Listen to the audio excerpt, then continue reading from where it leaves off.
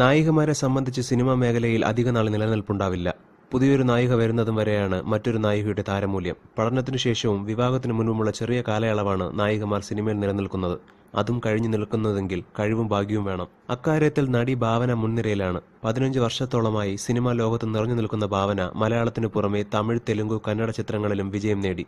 ഭാവനയുടെ cinema ജീവിതത്തിലെ 10 പ്രധാനപ്പെട്ട സിനിമകൾ ഏതൊക്കെയാണെന്ന് നമുക്ക് നോക്കാം. കമൽ സംവിധാനം ചെയ്യുന്ന നമ്മൾ എന്ന ചിത്രത്തിലൂടെ 2002-ലാണ് ഭാവന സിനിമാ ലോകത്തെത്തുന്നത്. കരിവാരി തേച്ചൊരു രൂപവുമായി മലയാള സിനിമയിലെത്തിയ നടി പിന്നീട് മലയാള സിനിമയുടെ ശരിക്കുമുള്ള പരിണാമമായി മാറുകയായിരുന്നു. ആദ്യ ചിത്രത്തിലൂടെ തന്നെ സംസ്ഥാന സർക്കാരിന്റെ പ്രത്യേക ജൂറി പുരസ്കാരം ലഭിച്ചു. ഭാവന ആദ്യമായി ഒരു മുഴുനീള നായിക വേഷം ചെയ്യുന്നത് CID മൂസ എന്ന ദിലീപ് ചിത്രത്തിലാണ്. നമ്മളിനു ശേഷം ക്രോണിക് ബാച്ചിലർ, തിളക്കം എന്നീ ചിത്രങ്ങളിൽ ശ്രദ്ധേയമായ വേഷം ചെയ്തുവെങ്കിലും നായികയായിരുന്നില്ല. ജനപ്രിയ നായകനൊപ്പം ഭാവന ശ്രദ്ധിക്കപ്പെട്ടത് CID മൂസയ്ക്ക് ശേഷമാണ്. CID മൂസയ്ക്ക് ശേഷം ഭാവന മലയാള സിനിമയിൽ നിറഞ്ഞു നിന്നു. സെക്കൻഡ് ഹീറോയിനിയായും അതിഥി താരമായും ഭാവന തന്റെ നിലയുറപ്പിച്ചു. വെറും കൊമേഴ്ഷ്യൽ ചിത്രങ്ങൾ മാത്രം അഭിനയിക്കാതെ കലാമൂല്യമുള്ള ചിത്രങ്ങളും നടി തിരഞ്ഞെടുത്തു. അക്കൂട്ടത്തിലൊന്നാണ് ദൈവനാമത്തിൽ.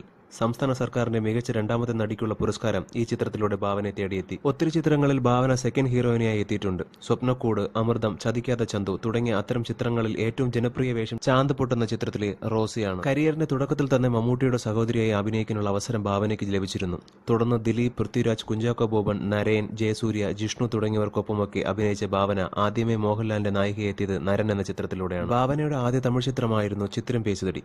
മിഷ്കിൻ സംവിധാനം ചെയ്ത ചിത്രത്തിൽ നരേനാണ് നായകനായി എത്തിയത്. ഈ ചിത്രത്തിലൂടെ മികച്ച നടിക്കുള്ള ഫിലിം ഫെയർ പുരസ്കാരവും ഭാവന നേടി. തമിഴിൽ ഭാവനയ്ക്ക് വലിയൊരു സ്വീകരണം ലഭിച്ചത് ദീപാവലി എന്ന ചിത്രത്തിനു ശേഷമാണ്. എഴിൽ സംവിധാനം ചെയ്ത ചിത്രത്തിൽ ജയം രവിയാണ് നായകനായി എത്തിയത്. തുടർന്ന് മാധവൻ, അജിത് തുടങ്ങിയ മുൻനിര താരങ്ങളുമായി ചിത്രം അഭിനയിക്കാൻ ഭാവനയ്ക്ക് സാധിച്ചത് ഈ സിനിമയ്ക്ക് ശേഷമാണ്. ഭാവന വീണ്ടും മോഹൻലാലിന്റെ നായികയെ അഭിനയിച്ച ചിത്രമാണ് ഛോട്ടാ മുംബൈ. ലാലിന്റെ നായികയെ അഭിനയിച്ചതുകൊണ്ട് മാത്രമല്ല മുംബൈ ഭാവനയുടെ കരിയറിലെ മികച്ച ചിത്രങ്ങളിൽ ഒന്നാവുന്നത് ചിത്രത്തിലെ ലത എന്ന കഥാപാത്രത്തിന്റെ കരുത്താണ്. ഭാവം കൊണ്ടും രൂപം കൊണ്ടും മാറി മലയാളത്തിലേക്ക് തിരിച്ചെത്തിയ ഭാവനയുടെ ഗംഭീര വിജയ ചിത്രമാണ് മേരിക്കൊണ്ടൊരു കുഞ്ഞാട്. ഷാഫി സംവിധാനം ചെയ്ത ചിത്രത്തിൽ മേരിയായി ഭാവനയും മേരിയുടെ കുഞ്ഞാടായി ദിലീപും എത്തുന്നു. ഭാവന തന്റെ കരിയറിൽ ചെയ്ത മറ്റൊരു കലാമൂല്യമുള്ള ചിത്രമാണ് ഒഴിമുറി. മധുബാലാണ് ചിത്രം സംവിധാനം ചെയ്തത്. അഡ്വക്കേറ്റ് ബാലാമണി എന്ന കഥാപാത്രമായി ഭാവന എത്തി. കൂടുതൽ സിനിമാ വിശേഷങ്ങൾക്ക് ഈ ചാനൽ മറക്കാതെ സബ്സ്ക്രൈബ് ചെയ്യുക.